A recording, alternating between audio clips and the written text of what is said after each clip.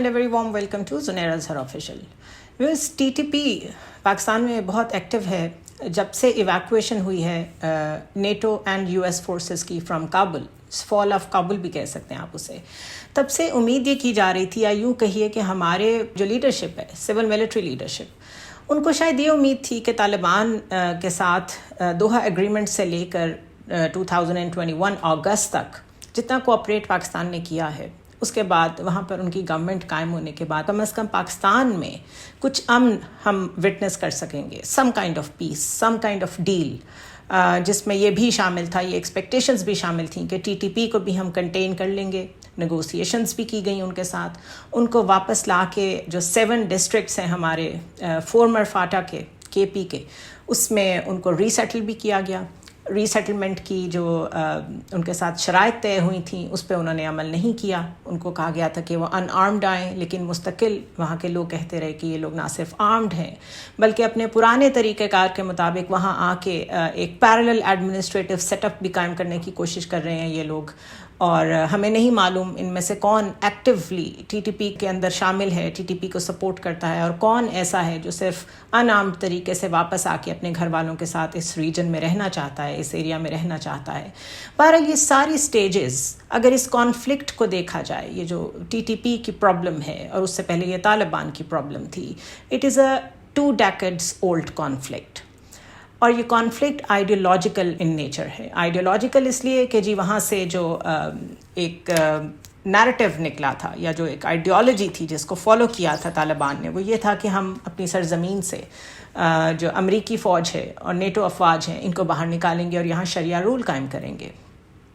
Fast forward, Pakistan ने बहुत operations किए, ज़रब-ए-अज़्ब, रद्दुल फसाद, बॉर्डर फेंसिंग हुई, मुस्तकिल हमने वॉर ऑन टेरर में भी कोऑपरेट किया with US and NATO forces. और हमने विटनेस ये किया कि जैसे ही वहाँ पे तालिबान ने एडमिनिस्ट्रेशन संभाली, उसके बाद फ्लिप फ्लॉप्स नज़र आए तालिबान के टूवर्ड्स टीटीपी। कभी उन्होंने कहा हम मीडिएशन कराने को तैयार हैं पाकिस्तान और टीटीपी के दरमियान, कभी उन्होंने कहा कि टीटीपी से हमारा कोई ताल्लुक़ नहीं है, और अभी मोस्ट रिसेंट इज़ कि टीटीपी इज़ पाकिस्तान्स प्रॉब्लम, ये अफ़गानिस्तान का मसला नहीं है। दोहा एग्रीमेंट के मुताबिक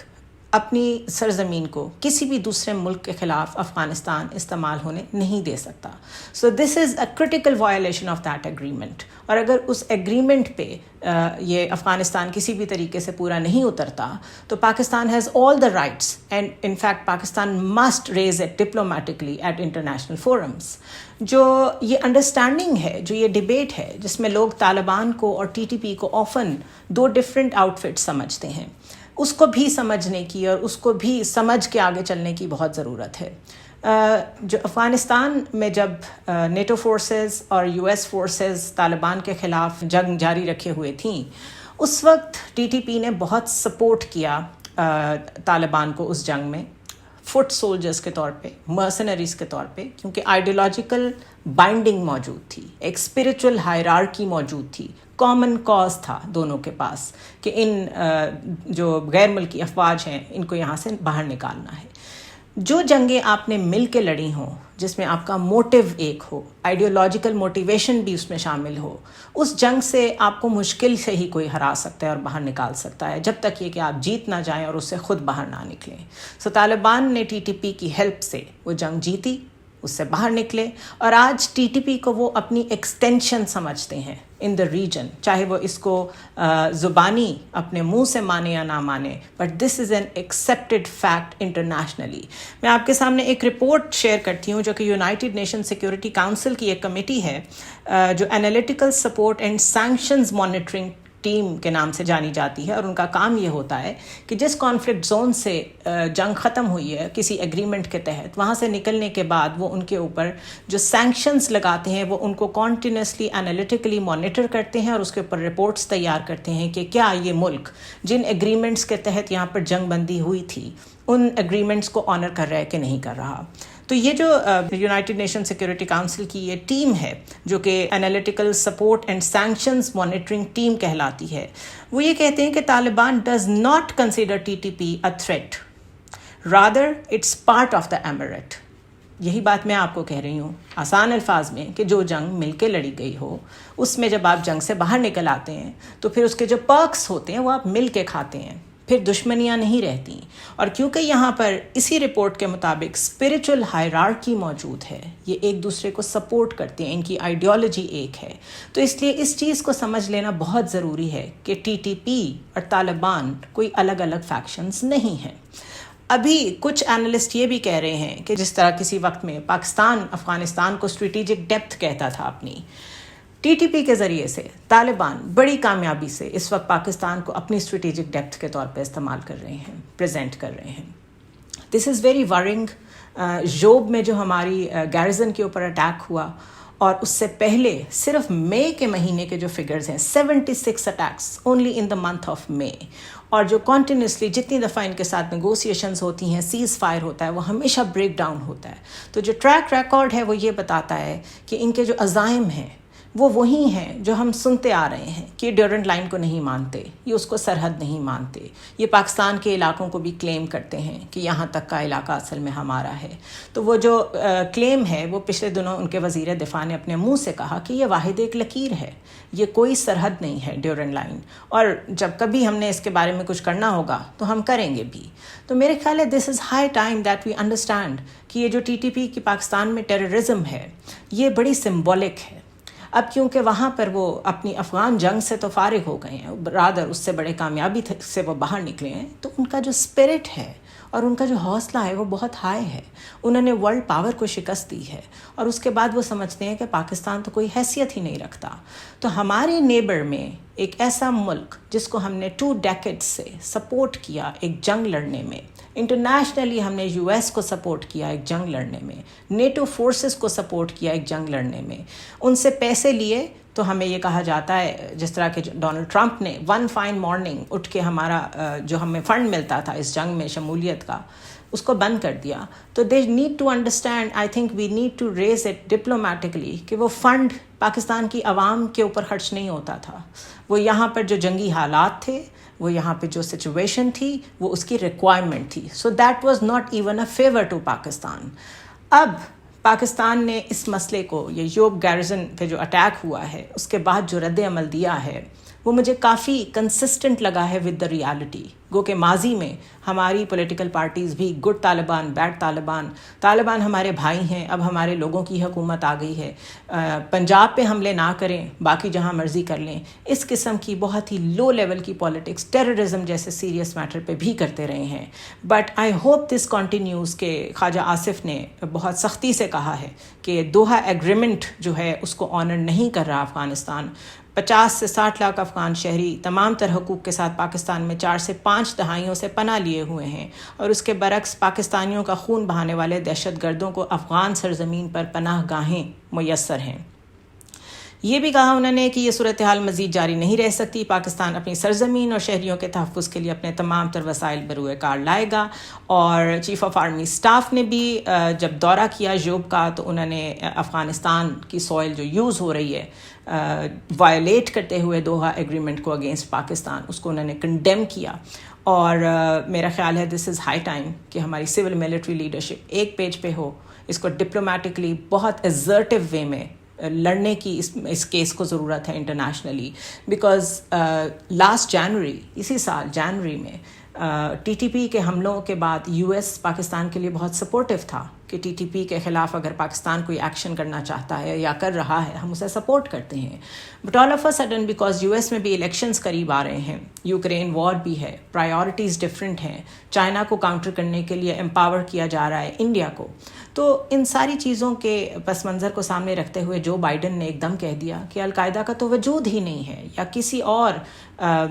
بینڈ آؤٹ فٹ کا کوئی ہمیں فٹ پرنٹ ہی نہیں ملتا افغانستان میں۔ تو یہ جو shift in the priorities and policies of the global order ہے، اگر وہ ہمیں متاثر کر رہا ہے تو اس کا ہمیں آپریشنلی تو حل نکالنا ہی ہوگا، اور وہ تو ہماری افواج مستقل اس میں انگیجڈ ہیں، لیکن ہمارے جو پولیٹیکل لیڈرشپ ہے ان کو اس کو فائٹ کرنا پڑے گا اور دنیا کو یہ بتانا پڑے گا کہ دس ول ناٹ بی ٹالریٹڈ، اور اگر اس سے پاکستان اور افغانستان کے حالات خراب ہوتے ہیں تو یہ اس خطے میں کوئی پہلی دفعہ نہیں ہوگا، اور اس کا جو نقصان ہوگا وہ ساری دنیا جانتی ہے کہ اس کا نقصان کیا ہوگا. Any way fingers crossed. Political instability اتنی زیادہ ہے کہ کچھ کہہ نہیں سکتے کہ کون سا میٹر کتنا سیریس ہے، اور اس سیریسنس کو ہماری پولیٹیکل لیڈرشپ کتنا سیریسلی آگے لے کر جانا چاہتی ہے. بیکاز ایٹ دا مومنٹ تو خبریں آ رہی ہیں پرویز خٹک نے مسلم لیگ نون سے رابطے کر لیے، استحکام پاکستان پارٹی نے کچھ اور کر لیا، سیٹ ایڈجسٹمنٹ نہیں کریں گے. یہاں تو یہ مسائل زیادہ ہائی لائٹڈ نظر آ رہے ہیں.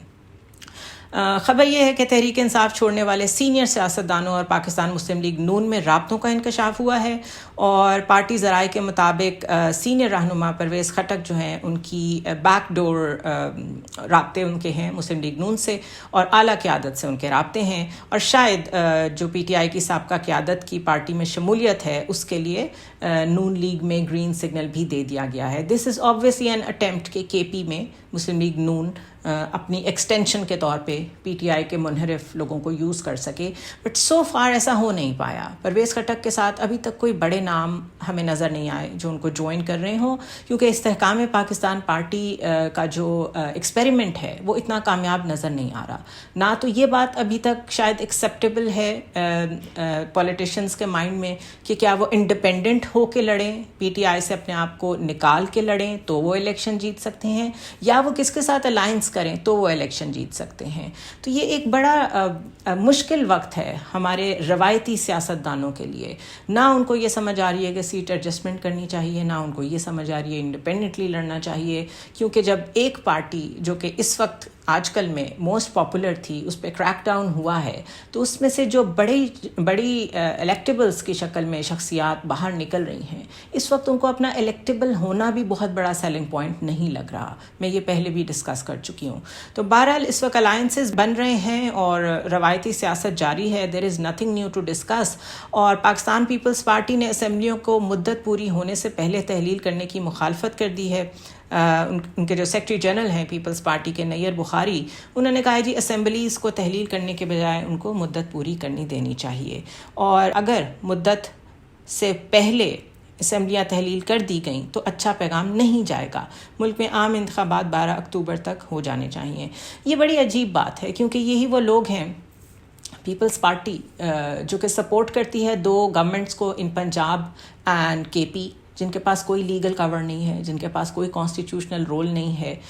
وہ اللیگلی دو صوبوں میں بیٹھے ہوئے ہیں. اس پہ تو پیپلز پارٹی نے کبھی اپنے جمہوری حق کو استعمال کرتے ہوئے آواز نہیں بلند کی. لیکن اب جیسے جیسے لگ رہا ہے الیکشنز قریب آ رہے ہیں اور نعروں کی ضرورت پڑے گی اور پاپولسٹ نعروں کی ضرورت پڑے گی، تو جمہوریت سے بڑا نعرہ تو ہمیشہ پیپلز پارٹی کے پاس اور کوئی نہیں رہا. تو all of a sudden the change of the heart is not because they have become democratic all of a sudden, it's because election قریب آ رہے ہیں تو ایسی باتیں کرنی پڑیں گی کہ ہم نے اس وقت الیکشنز جو نہیں ہوئے تھے ہم نے اس وقت بھی یہی کہا تھا، لیکن کیونکہ ہم پی ڈی ایم گورنمنٹ کا حصہ نہیں تھے تو ہماری بات نہیں مانی گئی. لیکن اب جب الیکشن قریب آ رہے ہیں تو کم از کم چاروں صوبوں میں اکٹھے الیکشن ہونے کا جو وعدہ تھا اس کو تو پورا کریں. تو وہ اپنا ایک ڈیموکریٹک فیس صرف لوگوں میں رجسٹر کرانے کے لیے ایسی باتیں کرتے آپ کو نظر آئیں گے. استحکام پاکستان پارٹی جو کہ بہت کانفیڈنٹ طریقے سے کہہ رہی تھی کہ بہت جلدی اون چودھری اور نعمان لنگڑیال جو ہیں وہ جو ایس اے پی ایم ہیں شہباز شریف کے اسپیشل اسسٹنٹ ہیں، اس رول میں آپ کو نظر نہیں آئیں گے. ہم نے انہیں کہہ دیا کہ آپ استعفیٰ دے دیں. لیکن اب یہ خبر آئی ہے کہ انہوں نے کہا ہے کہ ملک میں استحکام کی ضرورت ہے تو آپ استعفیٰ نہ دیں.